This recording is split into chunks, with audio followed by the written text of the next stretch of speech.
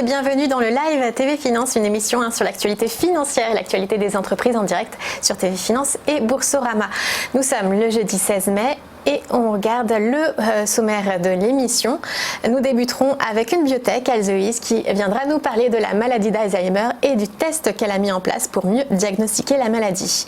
Puis Hervé Dupré, associé chez Interactive Trading, commentera les derniers mouvements de l'indice parisien, les market movers de Bernard Pradeclos, trader pour compte propre, qui nous donnera ses valeurs du jour. Parole de dirigeants, nous recevrons deux acteurs du digital.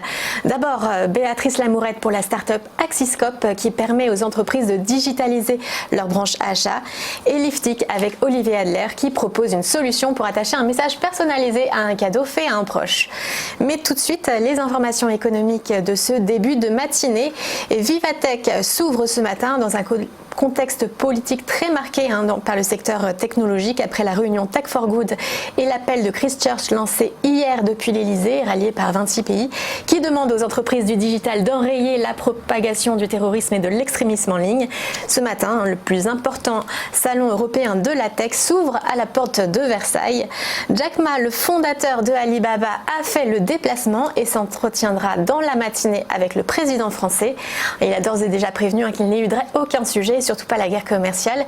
Emmanuel Macron, lui, animera aussi une conférence sur la tech au cours de la matinée. Hier est paru le rapport annuel du Cercle Cyclope, le groupe d'études sur les matières premières. Il est évidemment évoqué le climat géopolitique extraordinairement dur, je cite, avec la nouveauté du phénomène, la fin du multilatéralisme et la régression totale en matière de règlement des conflits par des voies normales. Les matières premières comme le pétrole, l'acier, l'aluminium, mais aussi plus étonnant, le soja sont particulièrement à surveiller donc en ces temps d'incertitude extrême. Et les mauvais résultats de Nissan annoncés mardi risquent bien de faire les mauvais résultats de Renault.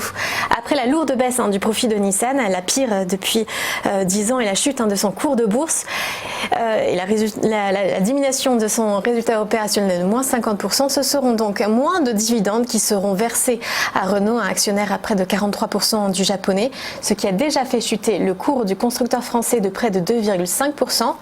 Et ce sera donc loin d'être neutre pour Renault qui pourrait voir aussi une baisse de ses profits. Et du côté japonais surtout, le temps n'est absolument pas à réfléchir à une fusion des deux entreprises.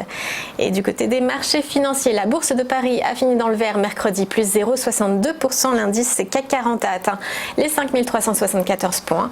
Selon Bloomberg, Donald Trump devrait prochainement reporter de 6 mois la hausse des droits de douane sur les importations de voitures européennes aux États-Unis. Et c'est donc un soulagement aussi pour Wall Street. Le Dow Jones gagne 0,45% et le Nasdaq s'accorde 1,15%. Et ce matin, le Japon est dans le rouge à 0,75%. À suivre aujourd'hui tout spécialement la balance commerciale européenne et à noter ce matin le chiffre du chômage français en légère baisse pour le premier trimestre à 8,7%.